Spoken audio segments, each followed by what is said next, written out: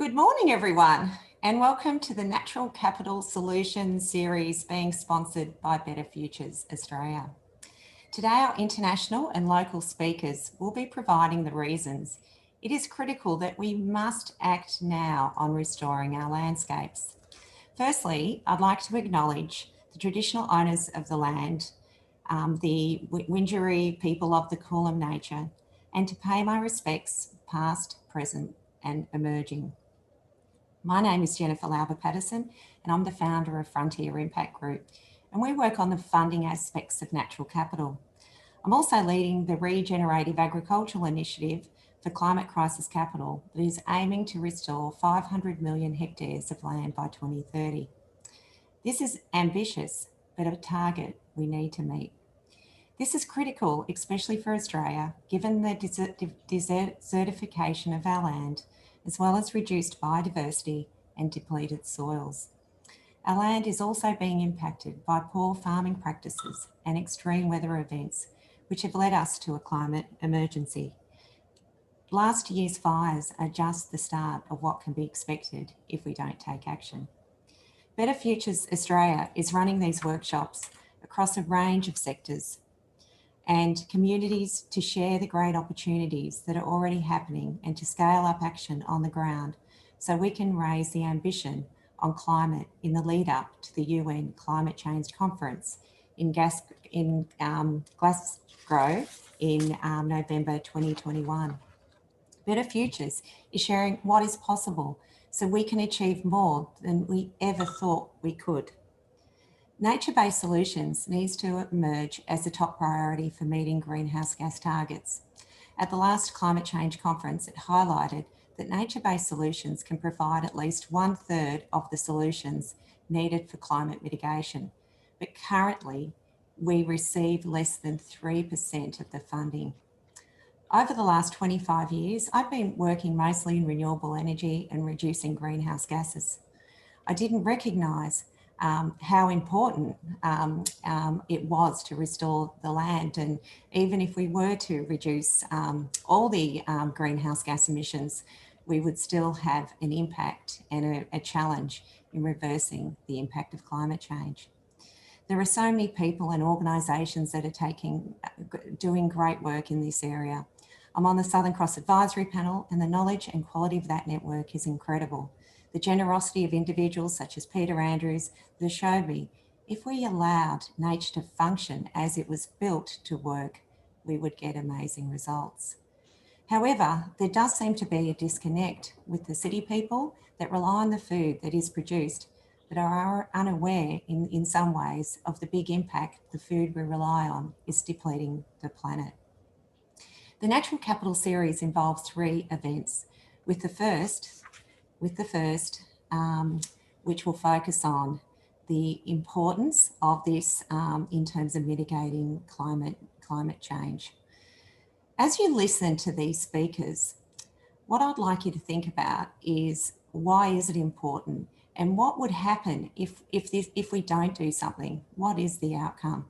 I'd also like you to consider what the vision is for a better future and how can we achieve restoration of 500 hectares of land globally by 2030. This is the first of 3 panels, and the other 2 will look at the opportunities, the things that are happening, the things that give us hope, and some of the communities that are doing leading stuff on the ground. Because I think together, if we collaborate, we can make these things happen. Now, I'm really excited to be introducing an amazing panel today. We're very fortunate to have every speaker that's here today. But firstly, I would like to introduce you to 𝗙𝗪𝗺 to provide acknowledgement of country. Rowan is an incredible person. I've known him for more than a decade. He founded the Aboriginal Foundation, Australian Aboriginal Foundation organisation, and the work he's doing in the Indigenous communities is wonderful. I'd love to pass you on to Rowan. Thanks, Jennifer. And I'd just like to acknowledge all of your hard work in pulling this together and the team. Yes, we've been friends for a long time now. And yeah, it's really great to see that the work that you're doing in this space. I think you're an inspirational leader. I'd like to acknowledge the country that I'm on, Aranda country in Alice Springs. I'd like to welcome everyone to this conference. And just as a thing on the chat function, maybe we can all put down on whose country we're on by introducing ourselves. And I've just said that I'm Rowan Foley. I'm from the Wundunna clan of the 𝗙𝗂𝗶𝘁 people, traditional owners of Fraser Island. And I'm on Aranda country in Alice Springs. And I've been living and working in the Western Desert now for over 20 years. So yeah, that's a good thing. I think I'm going straight into my talk now. I think I know we're a bit time poor on this. So maybe we can just get my presentation going, and then we'll take it from there. Okay, just moving on to the next slide. So that's just the first intro one. The Aboriginal Carbon Foundation, we're established about 10 years ago. We're a not-for-profit. We primarily work with traditional owners in Northern Australia. However, we also work with non-Indigenous farmers as well. So, you know, we cover both gambits, and that's particularly with our community credits and farmer credits. So that's Australian carbon credit units with environmental, social and cultural values. So the farmer credits will obviously have environmental and social values. The community credits obviously have environmental, social and cultural values. Yeah, and that's a little bit about who we are. We've been around for 10 years. Okay, next slide. Okay, what do we do? Well, we support carbon economies on Aboriginal lands and rural communities. So you know, providing jobs, that's the key thing that we, and sustainable jobs on Aboriginal lands, that's the key thing that we do, but also work with a lot of farmers. AgForce Queensland are very supportive of our work, I must admit. Skills development and training. We have a nationally accredited training course, and we facilitate the verification of environmental, social and cultural co-benefits. So that's where premium is. So the way I like to put it is that we do organic steak. So yes, you can have the raw commodity, you can have the steak, and we bring in the organic bit, and that adds a premium to the product. So we trade a premium product in the voluntary market, and we've undertaken one of the largest trades in the voluntary market this year with the Commonwealth Bank of Australia.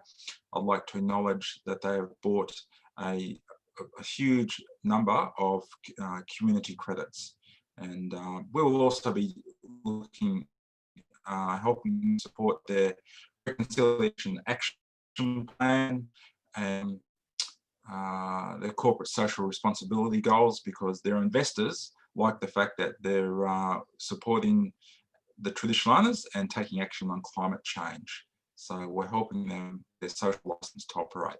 So that's some of the metrics that we also meet. Community development through peer-to-peer, strengths-based approach. That's the way that we actually undertake the core benefits verification framework. We use a peer-to-peer strengths-based approach. That took us 2 years to develop. So a lot of time and energy went into the research and development of that approach. Okay, next slide. Okay, so just going with the principles. It's a strengths-based approach. So we don't use a deficits model.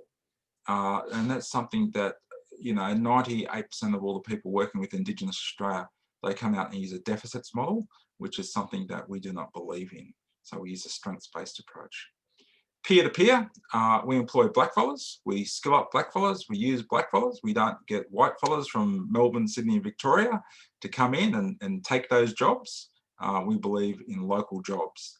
Now, whether that's working with traditional owners, but obviously with farmers, it's farmer to farmer, peer to peer. So we're still using local people, still using locals.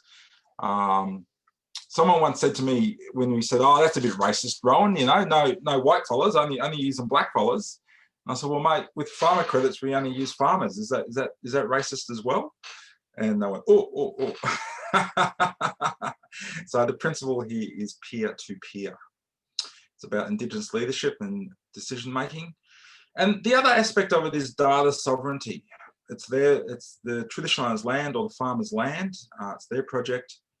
It's their work, it's their knowledge, and they only share what they want to share. So that's something that's very key. And it's a celebration, that's not an audit. So we are celebrating the outcomes of people's hard work. People find that one a little bit hard to wrap their heads around. And so like people say, well, how do you do that? And you go, well, you ask people, what are you proud of? What do you think you do really well? And can we verify it? And then that gets everyone off on the right foot, I can tell you now. We're not the government. If you want the stick, go to government. We're much more the carrot. But it's an evidence-based approach. So we're looking for quantitative and qualitative evidence. That's the other point to that. Okay, moving on. This is an example of the work that we're doing. So on the right, we have Sarah, top right, and on the bottom, we have Jason, bottom right. So they are the two verifiers, Marpoon Rangers, working with the 𝗙𝘂𝗋𝗋, the traditional owners on the left. So that's an example of peer-to-peer. So we have traditional owners working with traditional owners. And some people say, oh, that's a fairly new concept. And I said, yes, yeah, that's right. It's a new concept. It's only 65,000 years old. You know, what do you think happened before whitefellas got here? People were reviewing, evaluating, and assessing each other's work and the way they went about things. And if somebody did something that was really good, you'd pick it up and use it. So, you know, we continue that tradition today. Okay, moving on. The other part of that is that it's in terms of the governance, it's a three-stage process. So the verifiers are independent. So Jason and Sarah, I think Sarah had been to 𝗙𝘂𝗋𝗋 once when she was a child, and Jason had never been there. We provide the tools and the management process. And then we have an advisory body that sits over the top of us. So we've got James Cook University, Charles Darwin University, and 𝗙𝗪 that then approve the process. And then once we go through the three-stage verification process, then we can award a certificate of verification. So our closest competitor in our work is based in Zurich. We don't have any other competitors per se. So took us a long time to figure this out, and more than happy to share it with people. Queensland government's endorsed it in the Land Restoration Fund. The New South Wales government is looking at endorsing it. Yeah, okay, moving on. And that's it. That's my 8 minutes. So hopefully it was not too long, and I'll hand that back to you, Jennifer. Thank you so much for that, Rowan. It's great the work that you're doing, but I can't believe that you celebrate an audit. That's pretty special. So it must show how special the programs that you develop, how special they are. One thing that's really interesting is the peer-to-peer learning, and I think that is a really important part of it. And one I think we haven't done very well even in the non-Indigenous communities. You know, there are great on-the-ground groups that are deploying services and so forth, but we tend to go too much top-down, I think, in our approach with people who aren't part of the community trying to come in and teach communities. But I think if we're going to get that change to happen, it has to be driven by the communities. And I think your program is a really good example of that. So thank you for sharing, and we'll have some questions for you a little bit later. I'd like to now introduce Walter. Walter is amazing. The first time I heard Walter speak, and I think it was only in February this year, I then looked up every video and YouTube that he had spoken at, and just his knowledge around the water cycle and the impact of climate change is incredible, but also his way of articulating it is really special. And on top of understanding the water cycles, he's an amazing practitioner in regen agriculture, and his knowledge of soil science is incredible. So I'd like to now welcome Walter to speak to us. Yes, good morning, Jennifer, and good morning, everybody. It's nice to be here and for this opportunity to talk from Ngunnawal and Ngangri country on the southern tablelands of New South Wales, also including Canberra, which is, of course, a fairly important policy forum catalyst here. And, of course, we've been very much involved. I'm also very pleased to be involved with this discussion about CANA and basically what's going to happen in November 2021. Boris Johnson, COP26, Glasgow, but really what are we actually putting on the agenda and what's our opportunity from Australia to really put these natural climate solutions top and center. Antonio Guterres, the Secretary General UN, sort of really identified these in December last year as the critical last chance, and they absolutely are. But that's all talk, politics. What's really important is how do we put flesh and blood action outcomes on the ground for people. Bit of background, I'm a scientist, soil microbiologist, worked a long time in CSIRO, long time in government, but then retired, getting back to farmers very much, formed Healthy Soils Australia about 15 years ago, and then worked very directly with Michael Jeffrey, our National Advocate for Soils, our ex-Governor General in Soils for Life. But now actually it's gone global and we're in an organization called Regenerate Earth. And we're really talking on a bigger front with the UN, Soils, FAO, India, New Zealand, US. So it's actually a global network of activists and catalysts seeing how do we drive grassroots change on the ground. And it's pretty critical because it's 50 years ago that 𝗙𝘂𝗿 gave us that warning that, look, here is CO2 going up and this is abnormal, this is serious, and it has major consequences. It's 30 years ago since Rio, when the world basically agreed, yes, we've got to do something. And we've spent 30 years talking. This is COP26. We've basically spent $80 billion US on research and modeling and scenarios and talk. And the real worry is, and this is really critical, is that basically we've had knowledge, hard scientific knowledge, that it's actually dangerous hydrological climate extremes, be they floods, hurricanes, storms, droughts, acidification, wildfires. It's those things that kill people, and it's those things that collapse biosystems. And it's these dangerous hydrological extremes that are actually intensifying way in front of what the UN carbon dioxide greenhouse modeling scenarios are showing us. Basically the reef is going, forests are burning all over the world, and really it's happening now. So it's really action this decade. And it's really grassroots actions from communities.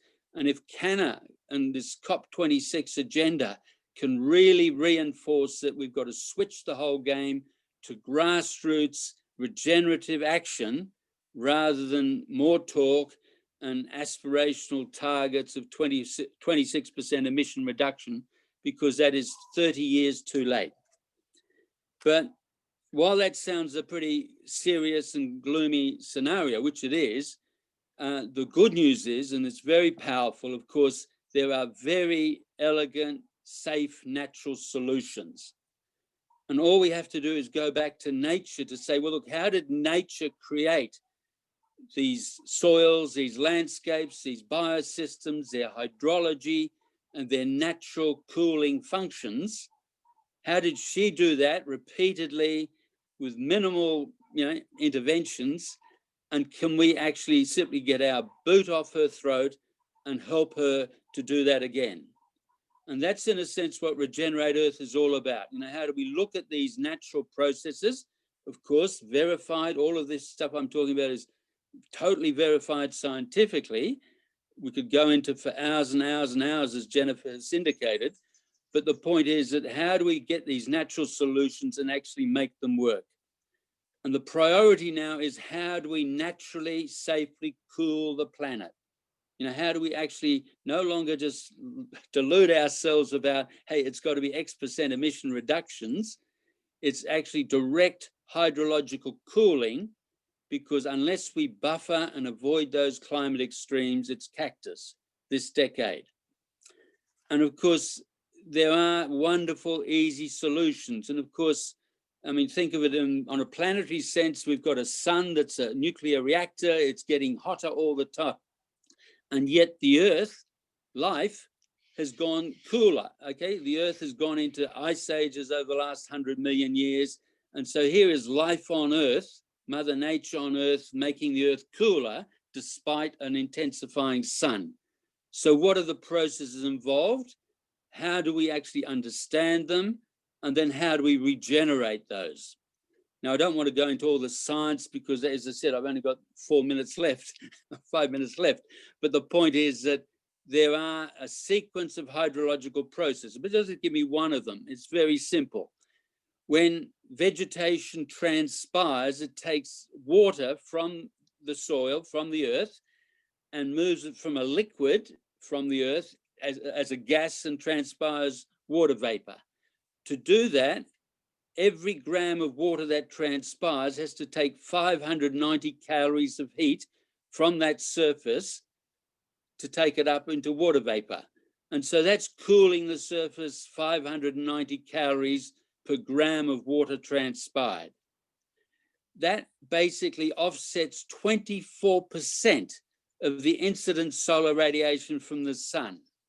Okay, so that's a quarter of the Earth's cooling is driven by green vegetation growth. We're running a planet with less than half of the green vegetative growth, both in terms of area and longevity of green, particularly, that there was 8,000 years ago. And so we can very, very readily cool this planet by simply restoring these green ecological landscapes and these ecological processes. Okay, and of course, each of these is enormously beneficial because as we restore, regenerate those habitats, that's where our food comes from, that's where our water comes from, our biosystems, biodiversity, cooling, but particularly social stability, because there's health for communities, there's viability for communities. And the other powerful thing is that this is all in our own hands. You know, we are responsible, but we also are response-able. We, the grassroots, on every square meter, every acre, every catchment, we can do this. And we got enormously innovative leaders, and we've documented the case studies with Michael Jeffrey, etc., where these innovative leaders are doing it. Traditional communities all over the world, Judy will also talk from the Americas, they're doing that as well, right? And these are actually the respect for nature, the respect for these natural processes that we've got to re-embrace rapidly. And the beautiful thing is we can. And of course, the only way we can do that is exactly how nature did. And that's about restoring the Earth's soil carbon sponge, taking carbon from the air, the symptom that Charles Keeling showed us, and not calling it a pollutant, but saying this is a resource. The carbon dioxide is a resource that we have to take out of the air and put back into our soils, because only that can build the soil carbon sponge.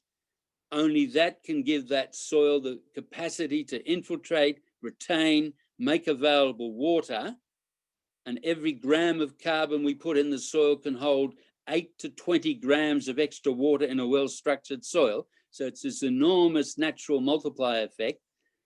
But without that sponge, we won't have water. And without that water, we won't have what we've just talked about, the whole biosystem, the cooling, the safe future. So basically, the message for CANA and the message for, in a sense, COP26 is, yes, there are these elegant solutions. Innovators all over the world, Australia, US, Europe, they're putting 10 tons of carbon per hectare per annum back into their soils. Globally, there is no question at all, we can put 20 billion tons of carbon per annum back into our soil. That's twice our net human carbon dioxide emissions. We can go 10 billion tons per year negative net emissions. And we were involved with basically the COP21 Paris Agreement, where we achieved that zero net target.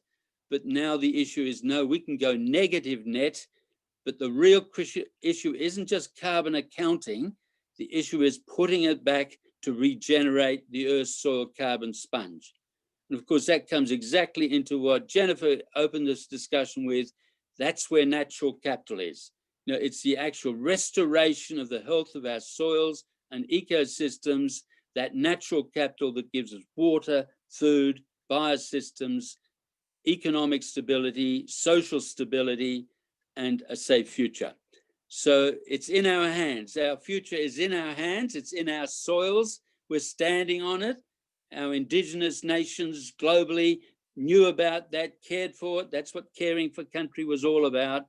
And it's about time that we learnt it, because we can be absolutely assured that nature will use exactly these processes to restore and regenerate the earth. And the only issue we've got is, will we be there with her to do it, or will we let her do it after we're gone? Thank you very much. Thank you, Walter. That is incredible. What I find is, with what you say, it's the hugest risk if we don't do something, but it's the biggest opportunity as well, because drawing carbon back in the soil can happen, and it can happen economically. And that's what I've been really shocked to see, Walter. You can actually transition land in a way that doesn't have to take 10 years. There's lots of changes you can make to the water cycle that can have very short-term effects, even with one rainfall event. Do you want to comment on that? Well, look, no, absolutely. And let me just say, I mean, another thing, I mean, okay, well, I live in Canberra, and basically it was a clapped out, arid, dry sheep paddock.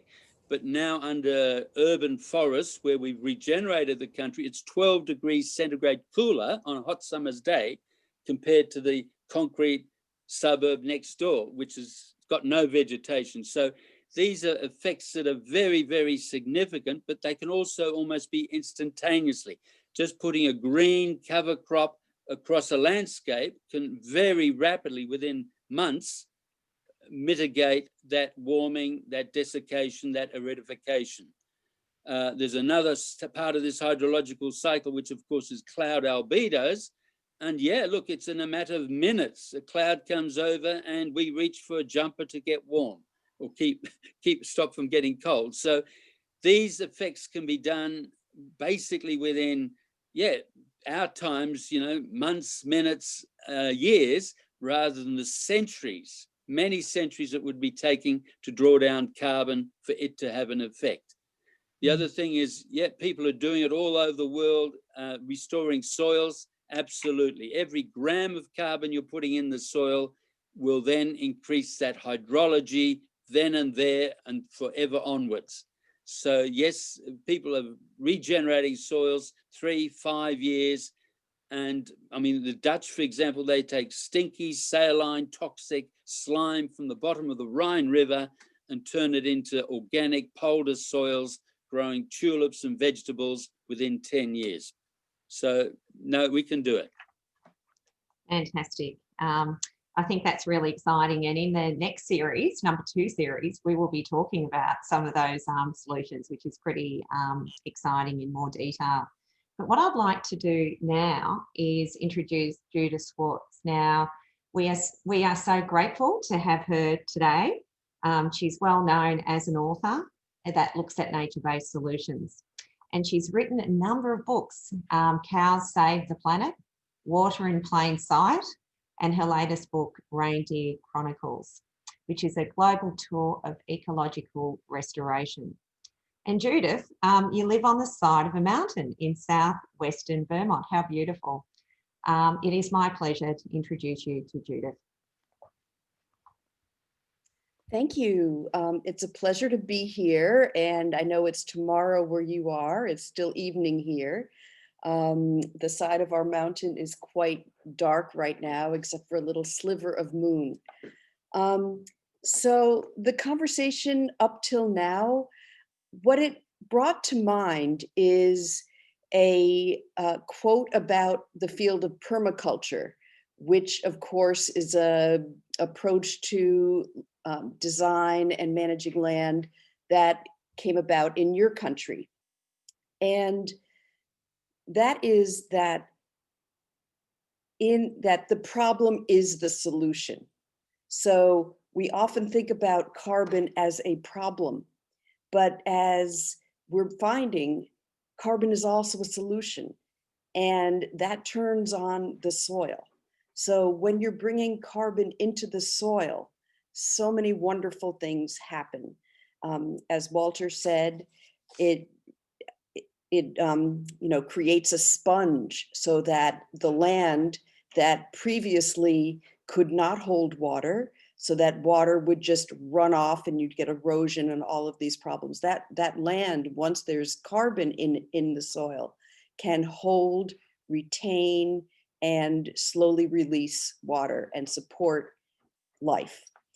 The other thing about carbon in the soil is that it allows for nutritious food.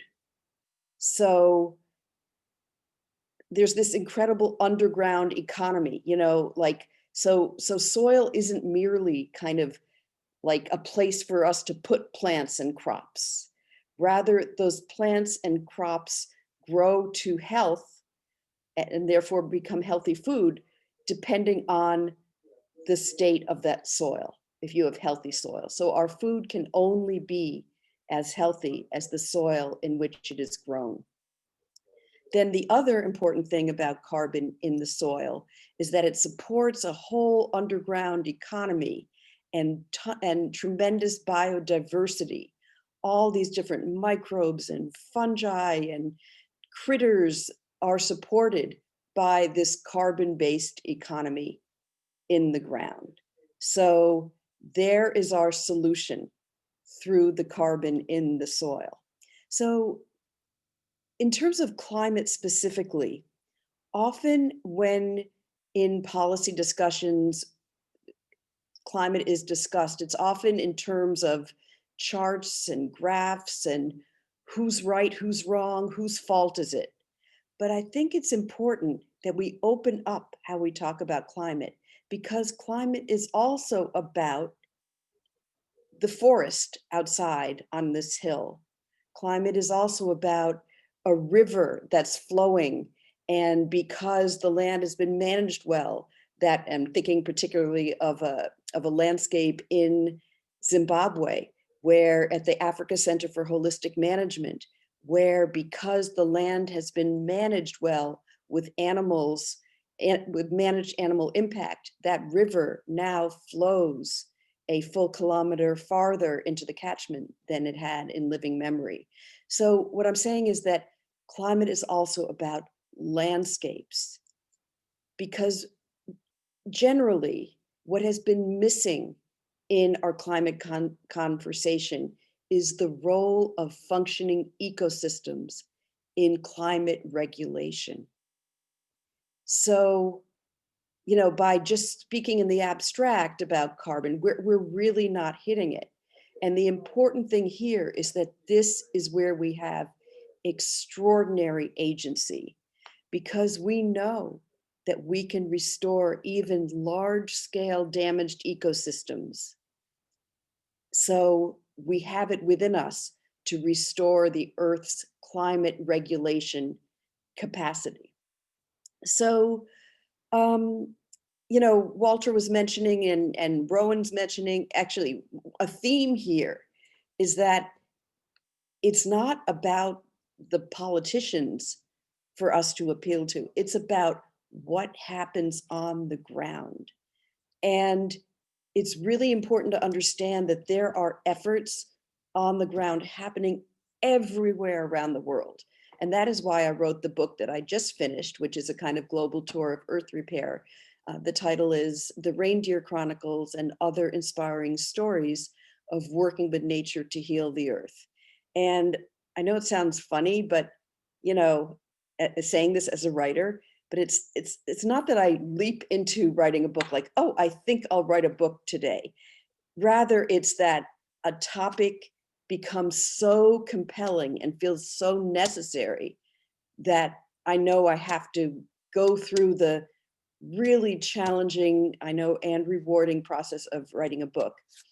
And I felt that the possibility of restoring our ecosystems has been missing. And I knew every week, every day almost, I was learning about more extraordinary projects and efforts to restore ecosystems of all types, ecosystems in different geographical landscapes, but also in different social landscapes, often reflecting the legacy of colonialism and industrial agriculture.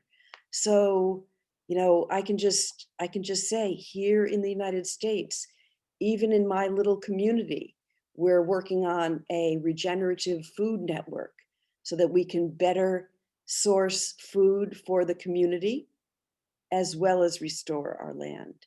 That there are ranches all over the country where they are using holistic plan grazing to restore the prairie, restore grasslands in California. And certainly one place that I visited most recently is in Eastern Washington State, where a group of women gathered to learn how to manage land and manage animals in a way that will help us manage land. And even in deserts, there's tremendous work going on. I know that where many of you are in Australia, that you're challenged by droughts. So I'll just leave you with this, that in this book, I tell the story of a community, a permaculture designer. Here I am looping back to permaculture. A permaculture designer that was working in Western Saudi Arabia, where they may get rain every few years. And within 8 years, that landscape, that particular demonstration site, has been transformed. And the most extraordinary part of the story is that what they did was, when it did rain, they planned ahead so that they had swales and different water harvesting techniques. So they were collecting the rain so that when they did get rain, they had a bank account of water, and they could start planting. So anyway, they did this for a couple of years, that it would rain every once in a while, and then they would plant, and then they would use the water that they had stored for irrigation, and all was going very, very well. And then in 2016, the project ran out of funding. So they stopped the irrigation.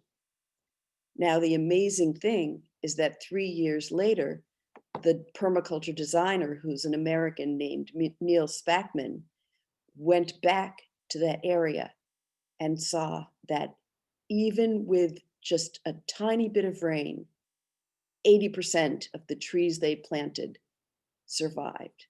So if we know that we can rebuild the ecosystem and therefore the capacity to regulate climate in the most harsh circumstances, then we know that we can do this across the globe. So thank you. That's amazing. Thank you so much for that. And the and I think the message here is around the importance of land restoration in terms of regulating climate. And that message doesn't seem to be communicated as much as it needs to. And also, Judith, when you look at the small water cycle, it just seems to make so much sense that if you've got biomass on the soil, well, it is going to cool the air above. And if you've got cement, it's going to do the opposite. And when you see dew in the morning, where there is greenery, and there could be a farm next door where there's no dew because there's no biomass, that's demonstrating that that water cycle works. Why do you think there's a challenge in people understanding that cycle or questioning it? Because I do, or there just seems to not be a lot of knowledge around it. What do you think what are your thoughts around that? Goodness. Somehow the way that we talk about our challenges can interfere with our ability to do anything about it. It's kind of the direction that the discourse goes. And in a more specific sense, I think it's a function of our collective, I know this doesn't include everybody, but our disconnection from nature. And because so much of the conversation is driven by, you know, people sitting in cubicles, and then the politicians want to know about it. And they, you know, people that have no connection and have given very little attention to how things actually work. I totally agree with you. And that's a gap that we really need to fill. Because I think if people understood more about the food system, there would be more action on the consumer level. You know, over the last few years, having learned a lot more about this area, you know, there's certain food I can't eat, and there's certain food that I will, depending on how it's been farmed more than anything else. But I don't think that knowledge is widespread, because I think there is a disconnect, particularly with the cities and the regional communities. And that's something that definitely we need to bridge that gap. But it was really beautiful hearing about all the beautiful case studies that are out there that show it is possible. And you know what I find is really interesting, because I'm a banker by background, and you know, I go out there and I can see all the wonderful things being done, and the economics stack up, because there's farms that are more resilient because they're doing, they've got a lot of biodiversity and they're doing regen ag, and you can see that they survive and the other farmers don't. But again, it's that disconnect that we haven't put the outcomes in numbers, because the bankers will go, but I want to see the numbers. But the farmer will go, but look, I'm hugely successful and it's working. So, but I think we're getting really close to bridging that gap. And so, you know, I'm very optimistic about that potential. So thank you for sharing. And your talk actually does fit in very well with the next speaker. 𝗙𝗂, I met her actually on the board of 𝗙𝗂𝗏, but she since has had to step down off that board because she's writing a book around the nutrition side of things. So that's one of the areas that she will be talking about, and it connects very much to what Judith said about the importance of soil health. So she's going to talk about her journey on how she began to understand why it's important, and also why everyone who lives on this earth, from a health issue, I think should be paying attention to what 𝗙𝗂 has to say. For those of you that have heard of Jack Bush, I often call her the female version of Zach Bush, and you'll see why I've said that once you hear 𝗙𝗂 speaking. So over to you, 𝗙𝗂. Hello, yeah, my name is 𝗙𝗂, and I'm a veterinarian in northern New South Wales in the country, and I treat all sorts of animals, but I'm very much involved in the agriculture part of things too. And I would like to congratulate Walter and Judith. You know, you speak from my soul and my heart, you know, and it's all in there. So I see my little part in convincing or trying to teach people away from the disconnection of, you know, of their health and of nature and of the climate, by saying you actually make a choice every time you put food in your mouth. And so this is my little speech to everybody that eats, to every consumer, to help this journey, you know, that we all have to do. So I met my journey was, I met my crocodile Dundee. I worked in England in 1997, and I worked as a vet in rural England. Met him, I thought he was wonderful, and he said, look, we are growing beef in Australia, and I thought, right, I'm coming. So I ended up here in the country, and I've been here ever since. When I came, I thought, oh, wonderful. Australia is so clean and green, and we, you know, I was looking forward to having my children grow up, you know, in the local stream and on a horseback. And what an eye-opener it was. So when I found out how farming in particular happens in this country, I became quite shocked, coming from Europe, where we've been farming and growing food for ages, and yet the landscapes are still more or less fertile. They are destroyed as well, but they are still happening after 1 or 2 or 3,000 years of farming. So I came here, and this is country where just down the road we have got the big wheat and cotton belt of 𝗏, and where industrialized farming and the huge monocultures that you see on television actually prevail. So I opened a mixed practice and in this little country town. And so I'm very engrossed in medicine and in health, and then in farming on the other side. So I see myself as a connector of the two, because funny enough, those two quite often don't meet. The health industry does one thing, and the farming and the regenerative farmers do their others. But what I'm talking about is a connection between the two and the potential that this actually holds. So I started to notice, my goodness, dogs have got lots of allergies. Cats get kidney disease.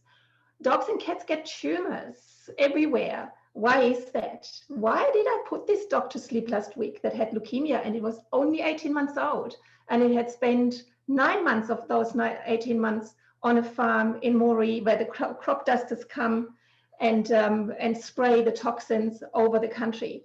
And once you've seen animals in pain that much, then you really start to wonder why. And then I meet the people in my consult room, and we are a little country town of 15,000 people, and it's striking. Every family that comes through my door seems to have a health crisis, and always seems to be the same. It's cancer, heart disease, diabetes, depression, autism, cancer, lymphoma. My own family was struck with breast cancer, bowel cancer, depression, and then there's Alzheimer's, Parkinson's, infertility. My closest friend here lost a child at 3 years of age with a brain tumor, and now her husband has got non-Hodgkin's lymphoma. So I started to ask myself, is this normal? What's actually happening here? And then through living on a farm and doing medicine, I connected the dots, and I discovered the soil and what we're doing to it. And the soil, as Judith says, it's sort of like the womb, that starts to create the healthy plants and the food, and we eat that, and the animals eat that. And as Walter said, it's the biggest carbon sink on the planet if we treat it well.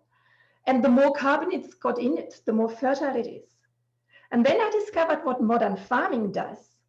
So when I watched my father-in-law spray and put out superphosphate everywhere, I didn't know what he was doing. My husband was in a white suit, covered from head to toe, because I made him, because I had a feeling it wasn't good. The red thick gloves and the spray, and the Roundup trying to spray out lovegrass. We lost lovegrasses everywhere, and my soils are dead, and I haven't had the time nor the money to turn it around. So none of us really knew what we were doing. And I think this is another reason, Jennifer, why we are in the state that we are in. The knowledge isn't out there. The universities do not teach natural farming systems. They teach chemical farming and mechanical farming systems. And when the agronomist comes and says, you spray this, people spray it. The chickpea crop down the road for me this season alone got sprayed 21 times with insecticides and pesticides. So I wonder if that hummus that you're eating that you think is good for you, if it's really good for you. I don't think so. I really do not want to blame farmers. I think it's a very much a relearning on every aspect, but we can do it.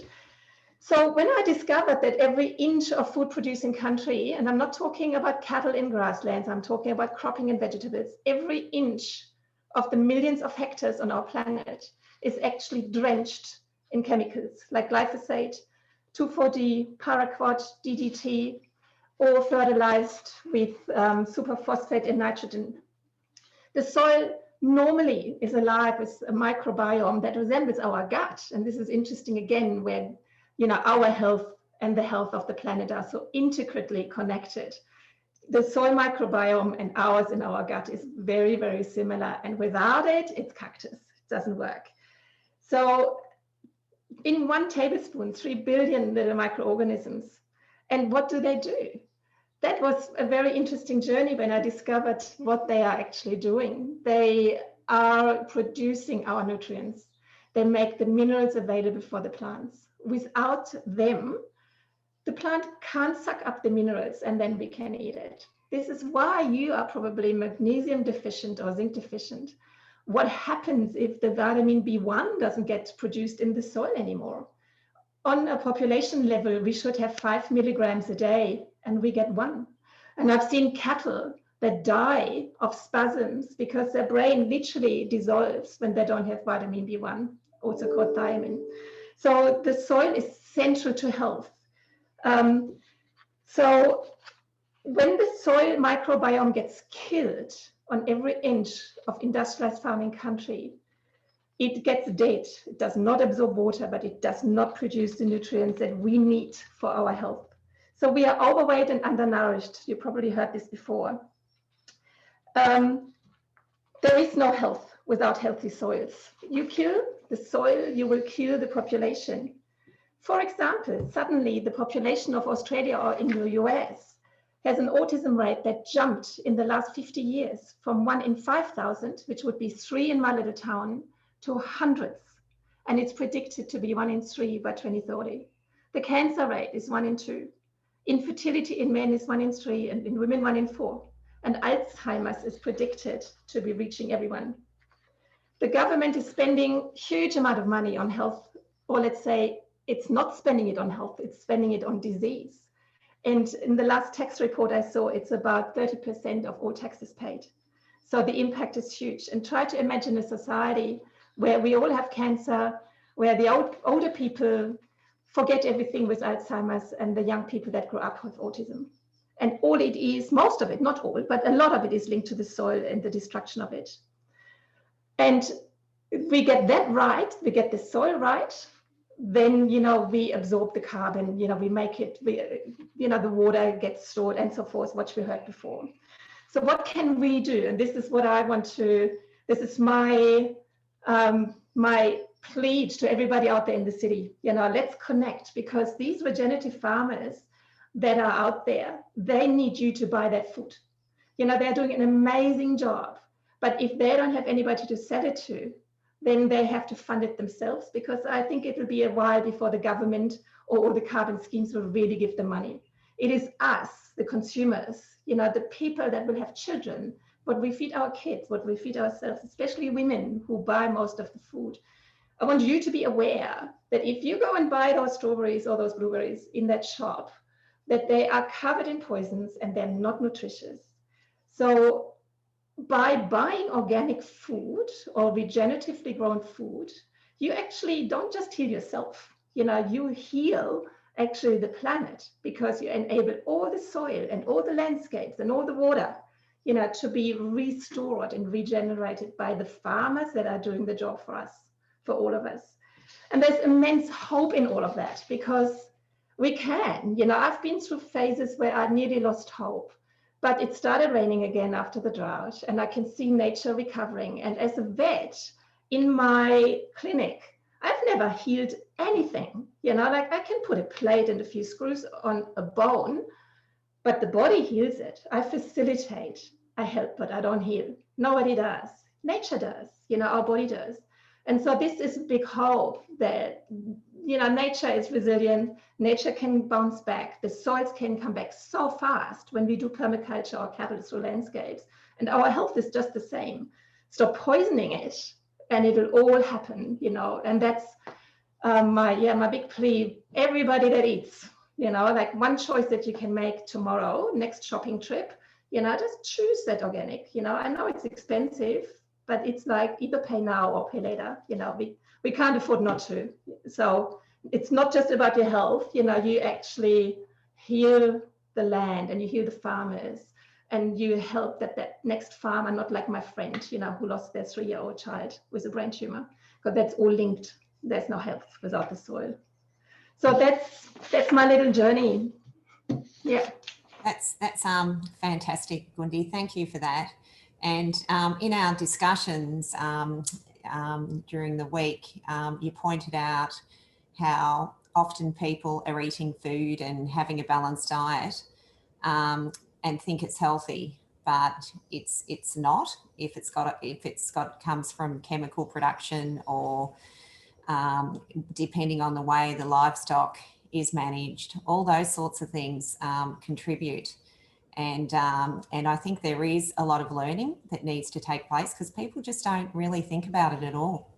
And I think I'm really looking forward to your book, and I'll definitely be a really strong advocate of it. What I'd like to do now is introduce 𝗙𝘂.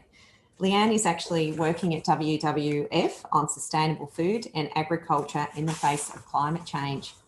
𝗙𝘂 sounds like she had a really interesting start to the world. She actually grew up in the 𝗙𝘂𝗃 Peninsula, where she got to work and connect with Indigenous people, which really inspired her to do the work that she consequently has done. So prior to WWF, she's been in so many different pioneering roles, doing stuff on the land, and clearly is very passionate about that. 𝗙𝘂 will speak today on the current work that WWF is doing alongside farming families and rural communities to promote sustainable agriculture and achieve better outcomes for farmers and for businesses, the climate and the environment. Over to you, 𝗙𝘂. Thank you so much. Before I start speaking, I'd just like to acknowledge the traditional owners where I'm currently at, which is the 𝗙𝘂𝗶𝘁 people. So I'm in the 𝗙𝘃𝗃 area, and they have claim to both land and sea country in this part of the world. Secondly, I'd like to acknowledge 𝗙𝘃 Australia, which is one of our strategic partners in beef. And thirdly, and most importantly, the grazing families that we've been working with. I'm going to be talking about a whole range of nature-based solutions, all of which relate to climate in one way or another. And hopefully it's a good lead on from the previous speakers. I'll just to make sure I can change slides. So the first project I want to talk about will be looking specifically at water quality in Great Barrier Reef catchments. And this is all beef projects. The second is looking at carbon sequestration and biodiversity co-benefits. And the third is actually looking at generating markets for sustainable beef production by verifying certain credentials that actually, improve the environment and sequester carbon. Project Pioneer started as a collaboration back in 2014 and 15 as a feasibility study, and then it was funded fully ever since 2016.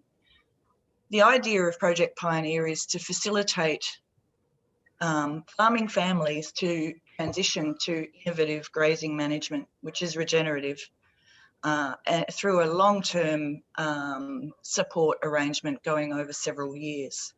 At this point, more than 150 farming families have participated in the project, which has looked at transitioning to regenerative grazing principles, establishing a whole range of infrastructure to support that, and benchmarking their performance. What we want to see is this, and this is what we are seeing. But as land condition is a fairly,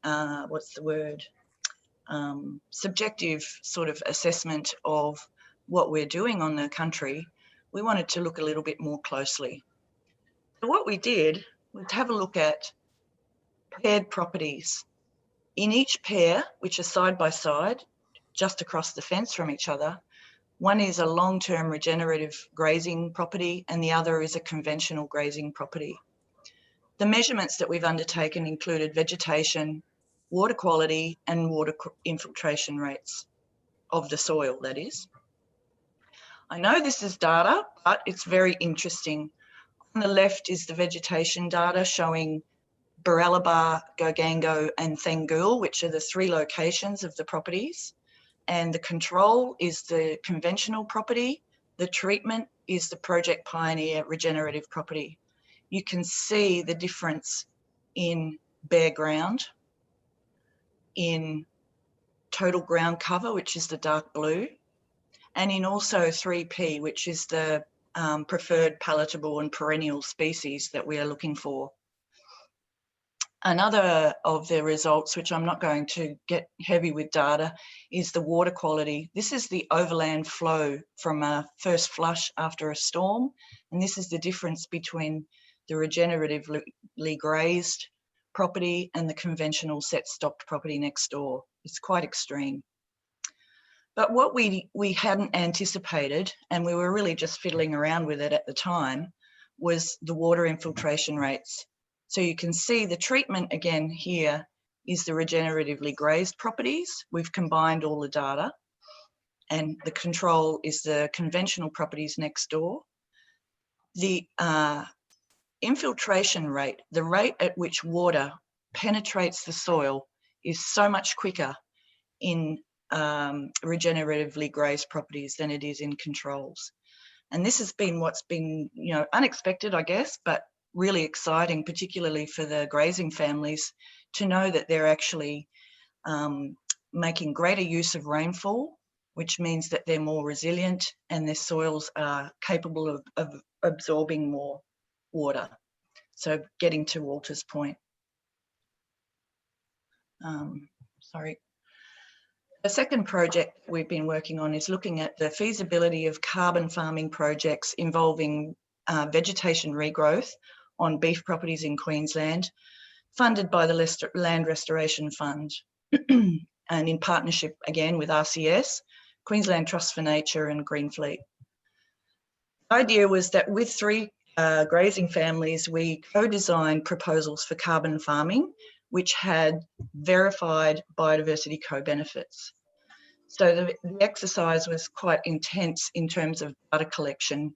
Green Fleet was involved in doing the carbon yield estimates for both regenerative and environmental scenarios. So regenerative means tree carbon farming when cattle remain in place on the property, and environmental is excluding cattle.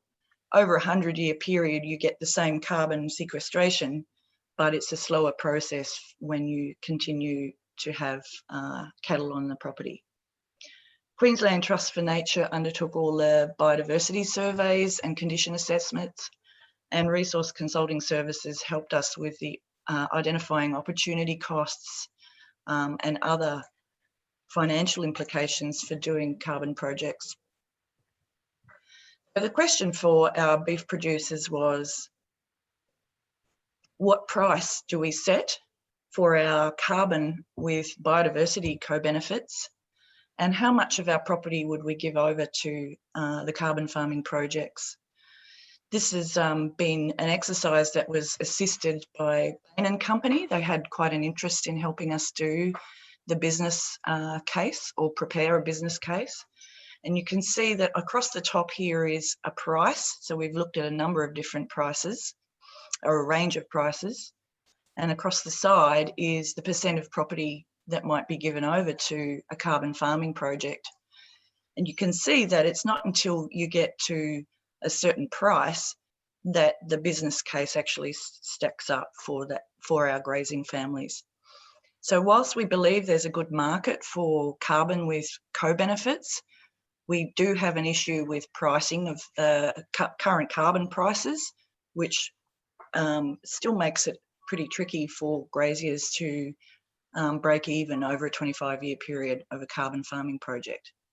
So we're working on that currently. And lastly, I just want to mention some work that we're doing in conjunction with Meat and Livestock Australia to develop sustainability credentials for Australian beef. And I guess this gets to the point about markets for sustainable beef. When we go to talk about regeneratively produced food, what we often end up doing is looking at the outcomes, the environmental outcomes of that production rather than the mechanism for that production. It's much easier because to define regenerative is a very difficult task. So these are the themes that we're looking at developing. First being tree cover, which is really a representation of deforestation free or zero deforestation, which is has been around since 2015, with many global companies signing up to removing deforestation from their supply chains. The second one is grass cover, which has a range of benefits, including water quality, animal productivity, soil conservation, and so forth. A third one is biodiversity stewardship, which is supporting habitat. And if you're a beef producer that's already signed up for voluntarily for tree cover, then you may just be just as eligible for biodiversity stewardship. A fourth one, and a really important one, is carbon balance. So there are sort of three different statuses that a beef producer might achieve in this theme, which is, one is to reduce the carbon footprint, another is to achieve carbon neutrality, and a third is to generate excess carbon that could be used in a carbon trade scenario. And the fifth one is drought resilience, which brings in a whole bunch of strands from the others, and is also probably something that our lending institutions may be interested in terms of risk of their lending to graziers. So overall, in the projects that we're working on, we can see that innovative grazing management brings multiple benefits, and all of them related to, ongoing climate resilience, carbon sequestration, and good biodiversity and environmental outcomes. The second thing we know is that beef producers can be recognised and are really keen to be recognised for their environmental stewardship. And there are ways that we can promote and support their efforts in this space. And finally, this quantification of benefits has some great advantages in terms of getting broader acceptance for innovative grazing, promoting the community of practice, and enabling markets. And that's it. Thank you very much. Beautiful. That was terrific. It's great to see the work that WWF is doing, Leanne, and how important, because we were talking about how we can see the benefits, because when you're living on the farm, you can see all the value add and the resilience and everything. But then there's that disconnect with it not being in the form that's needed. And I think that is one of the gaps that you're filling with the work that you're doing, because you're quantifying it, which is really important. And you're looking at ways to actually measure it where there is that credibility in the verification and the measurement side, which I think is also going to be very critical. I love your framework. I've been looking at some work around valuing natural capital, and a lot of the areas that you focused on, take into account all those important areas. So it's really great to see the work that you're doing. What I'd like to now do is ask all the panelists to join us in a Q&A panel. What I would like to ask people that are on the call, if you've got any questions, please feel free to put them in the Q&A, and I'll actually reach out to the presenters. But what I might do initially is start with a question for Rowan. Warren, it's great what you're doing in terms of the peer-to-peer, but what I've noticed that's integral in your program is connecting Indigenous and non-Indigenous. What do you think is the important value in us doing that and doing that well? Well, we've just sold our first farmer credits for premium price to 2 different companies. The basis of the farmer credits was that the landholders had actually engaged with the traditional owners, the white landholders had engaged with the traditional owners in a very positive way. They have an Indigenous land use agreement, and they also have very strong environmental outcomes. And this was the requirement for the investment by 2 separate companies that have made a 6-figure sum investment. So, non-Indigenous people who are doing the right thing by working with traditional owners and by obtaining biodiversity outcomes are achieving a premium price in the market. And we've demonstrated the fact that those farmer credits are commercially viable in the marketplace. So, you know, so there's a reward for white farmers who want to do the right thing. And, you know, which I, you know, look, I always thought that that would be the case. You know, the theory was there, but not the practice. And then when the money comes in at a premium price, then you go, oh, that does work. So, you know, like, so that it's always nice. So, you know, white farmers who demonstrate those strong social values, as long as, and you know, with the traditional owners, as well as the strong environmental values, will be rewarded in the marketplace. So that's what we found out with farmer credits so far. Yeah, now that's fantastic to see that in that market, that the cultural value is being recognised and the premiums are there in the market, and we want to see more investment in there as much as possible. Walter, just a question around what do you think are some of the current barriers at the moment, and are there sort of regulatory barriers that you think we need to overcome to make it easier to scale projects? Yeah, look, a very, very long discussion, Jennifer. Yes, there are fundamental barriers because in a sense we are subsidizing and protecting and externalizing most of those negative costs. You know, we were talking about the health consequences of our farming practices, but see, none of that comes onto the actual practice or the people selling the products. It's all externalized onto the health system and the suffering of people.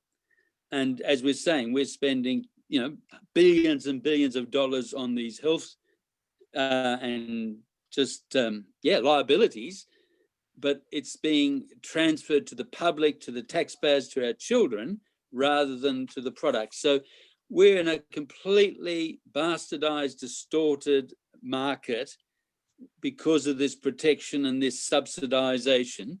And so it's more than an impediment, it's actually a structural, you know, barrier, it's a chasm.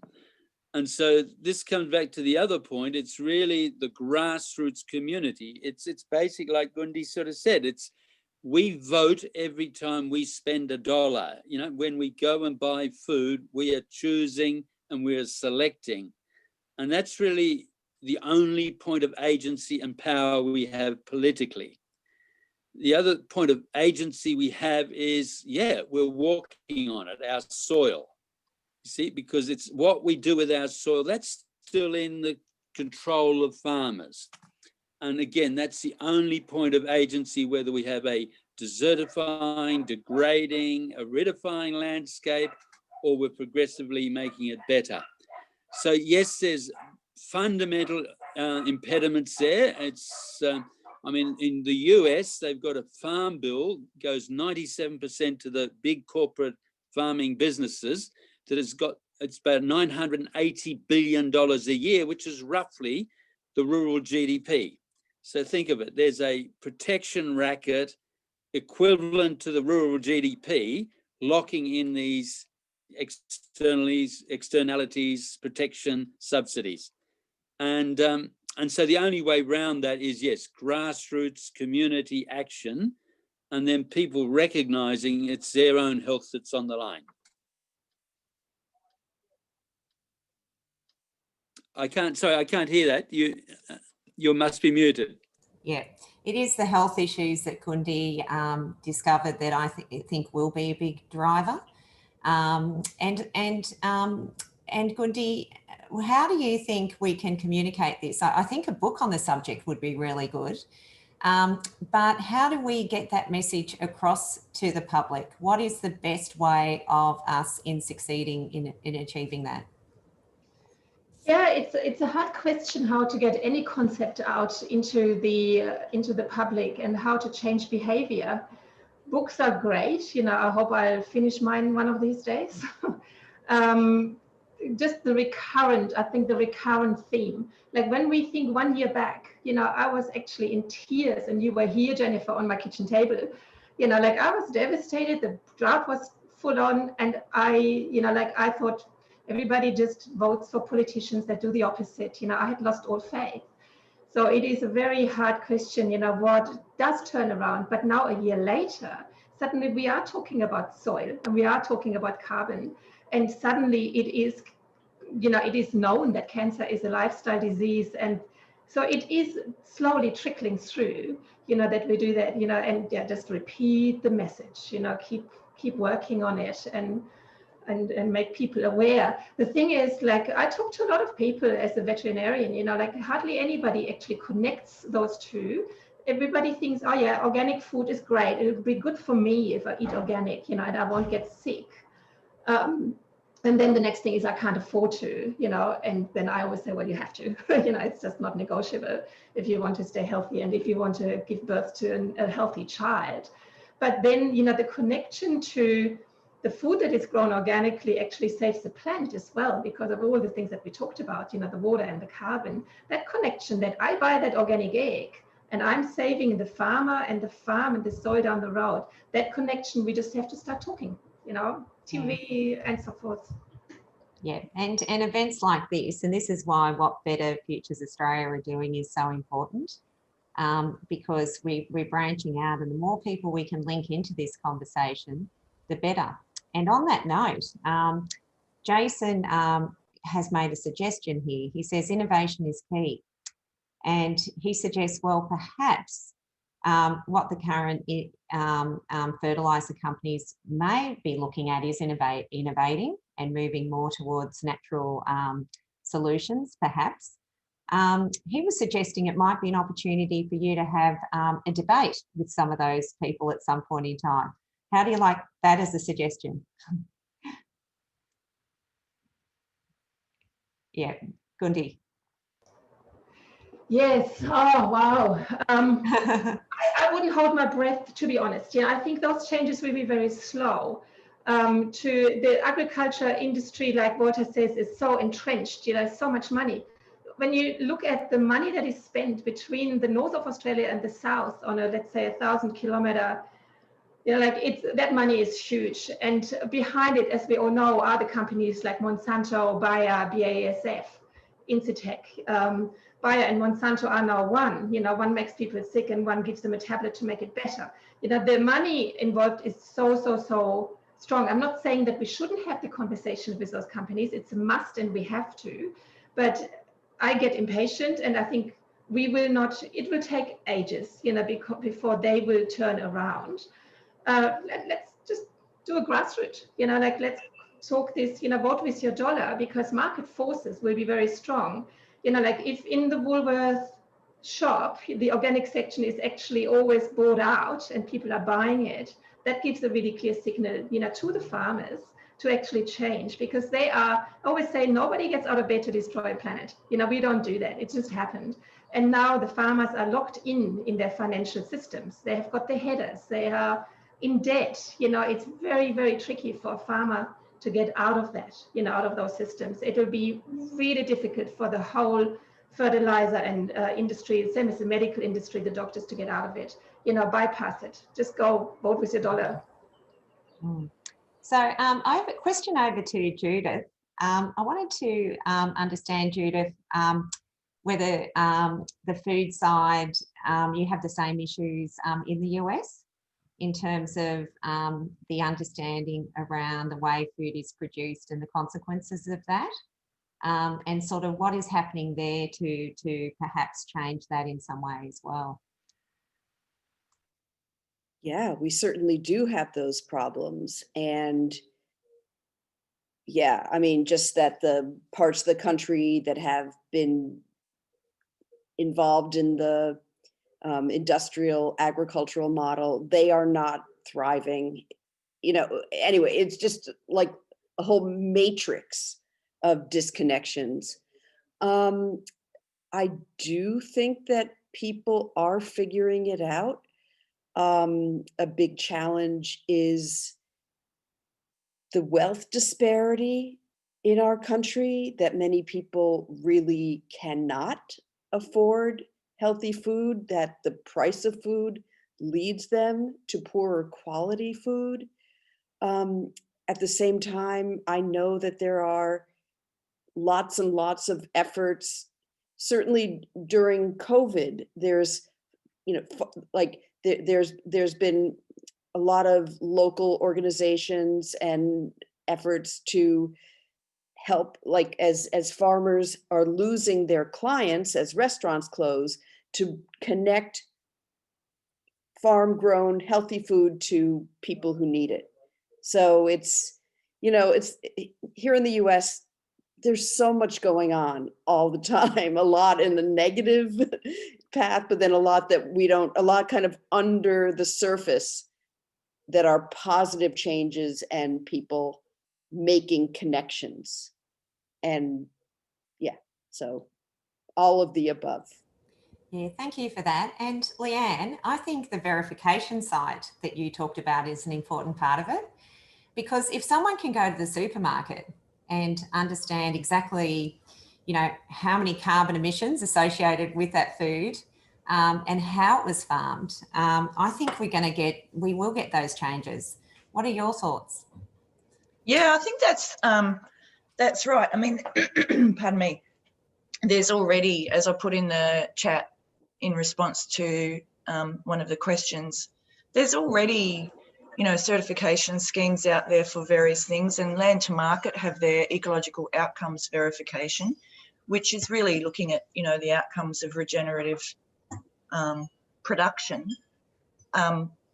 One of the things that we will struggle with identifying regeneratively produced food is what is regenerative and how do you verify it more broadly. So I think, you know, we're looking more at what the outcomes are rather than what the process is, because even if we have producers that are, you know, not regenerative, but they have the ecological and the climate outcomes that we seek, then that's got to be good too, hasn't it? And regenerative is a spectrum, I guess. It's a sliding scale or a progression. So yeah, we're keen to support producers who are doing everything they can to be sustainable and to minimise their footprint and to actually, you know, be a part of the solution rather than a part of the problem. Yeah, wonderful. And it sounds like you got WWF's doing some great job in terms of solution, and keep up that really good work. I'll just ask a final question from Peter Dowson. How can this range of positive nature-based solutions be embedded with our themes for COP26 in Glasgow? How do we embed them? What do we do? It's an ambition year. You know, what should be our ambition? And how do we influence those ambitions to be included to our proposal to Glasgow? Tough question, isn't it? And that's we've got until next year to solve it. But how can we influence it? Is it through demonstrating like we're doing at the moment, Leanne, do you think? Demonstrating the outcome? Gosh, are you directing that at me? Yeah.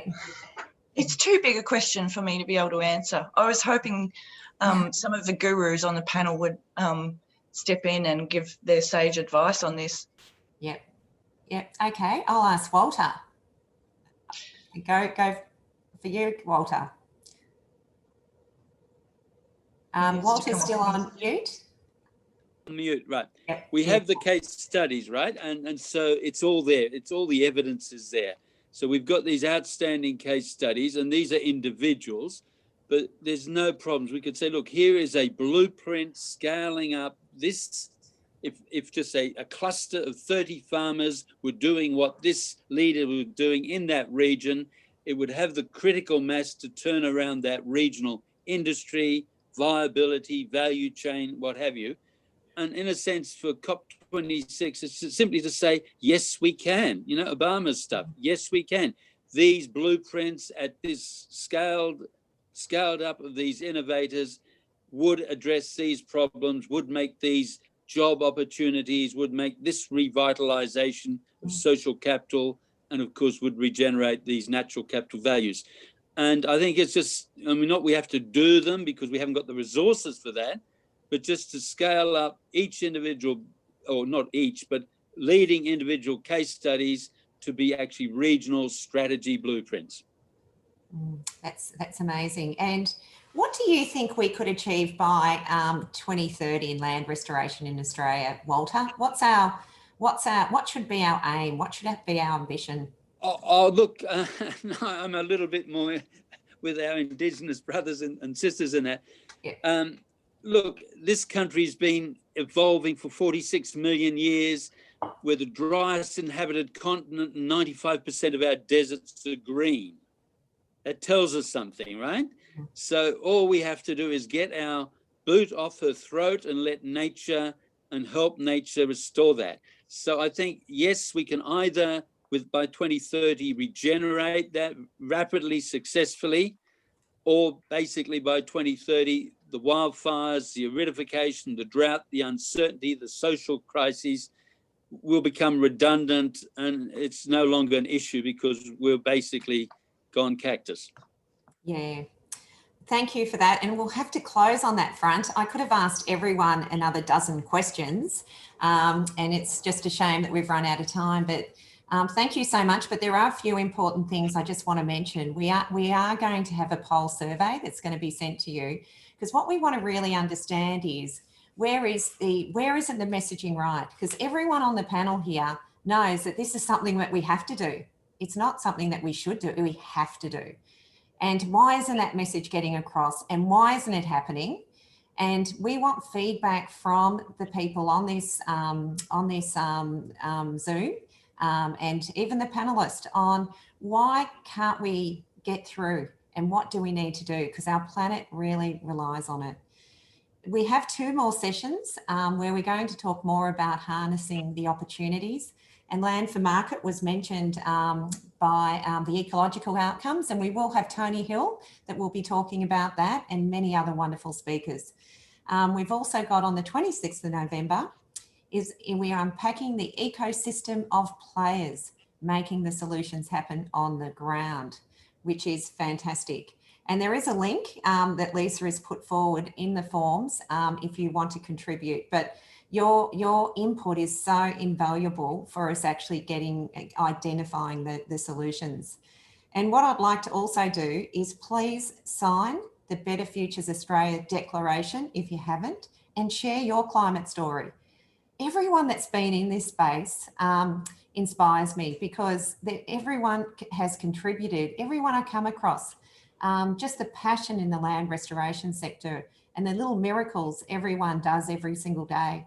And we want to share those case studies. We want to share those miracles that are happening, because together we need to make some really bigger miracles happen.